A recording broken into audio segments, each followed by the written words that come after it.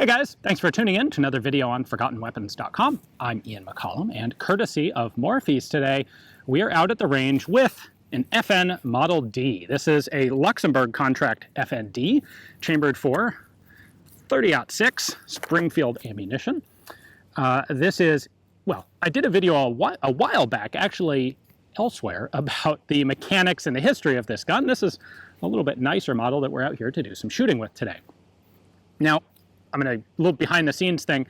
Normally, I try to have some particular hook, something interesting about a gun if I'm out at the range that I want to highlight.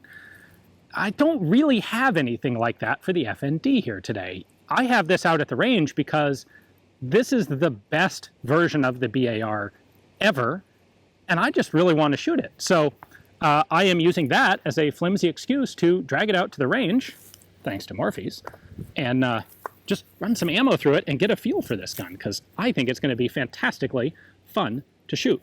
Now, I will say, one thing that we can take a look at, and we will, is this has a selector switch, which, like some of the military, the US military BARs, does not have a semi-auto setting. It is safe, slow, and fast. So let's actually take a look at the difference between the high and the low rates of fire. We'll start with low.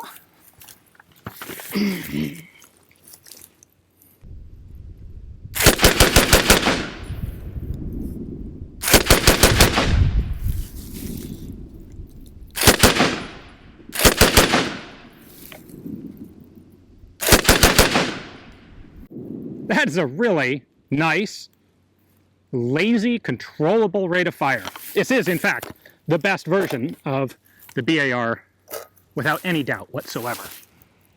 And it's doing a pretty consistent job of throwing spent brass over there, too. All right, but before we move, let's go ahead and try the high rate of fire. Also, most open bolt guns, when they're empty, the bolt slams forward because you've been holding the trigger down. The FND has a bolt hold open. So when the magazine's empty, it stops, it doesn't close the bolt, and it locks open waiting for you to put another magazine in so that you don't have to run the charging handle when you do load a new magazine. All right, now, high.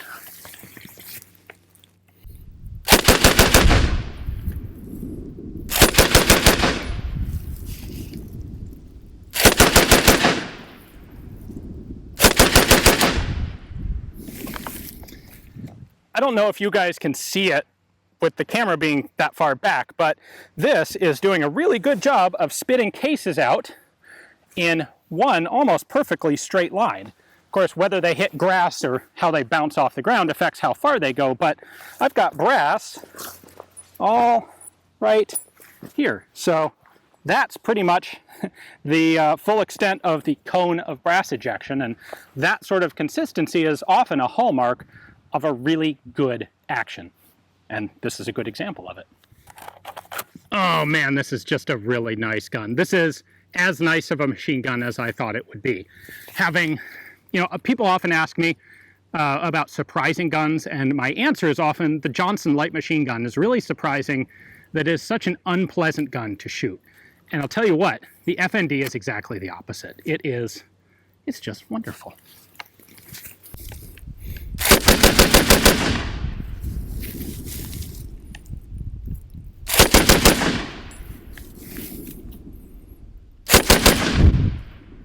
It is controllable. It's just fantastic. In fact, I bet it's controllable enough that I can shoot this thing off the shoulder. Let's give that a try. All right, let's give this a go. I've got it set to slow. I think that makes more sense than fast for firing from the shoulder.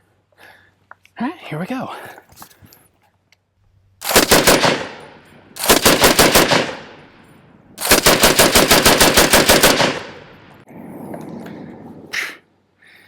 All right, the only thing that makes that difficult in any way is the fact that the gun weighs 22 or 24 pounds. It's a chunky boy. Is it an FG42? No, in part because it weighs twice as much. And it does bounce around a little more, but honestly, I think part of that is just difficulty for me holding it steady because of the weight. Now, the other thing that a gun like the FND has over something like the FG42 is durability. The FG42, from an engineering perspective, is really kind of on the ragged edge of having enough safety margin. And they had to do that in order to make it as light as it is. This thing it's a Browning automatic rifle at its heart. It is indestructible. It is bulletproof, and it's got a quick change barrel. You can just pop that off, swap out barrels, and you can just keep shooting this all day long. Sadly, I think we have come to the end of today's video because I've come to the end of my ammunition supply. Tragically. Boy, I tell you what, you know what? Even the magazine changes on this thing are cool.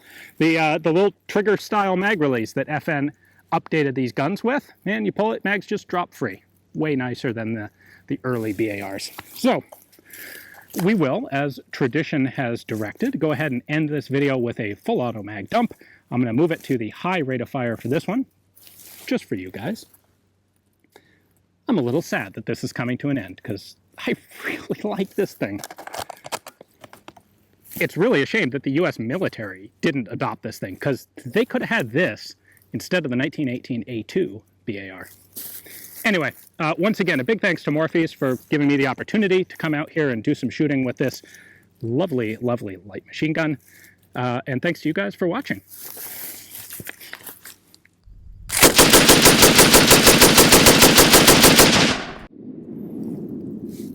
It's just a very angry sewing machine.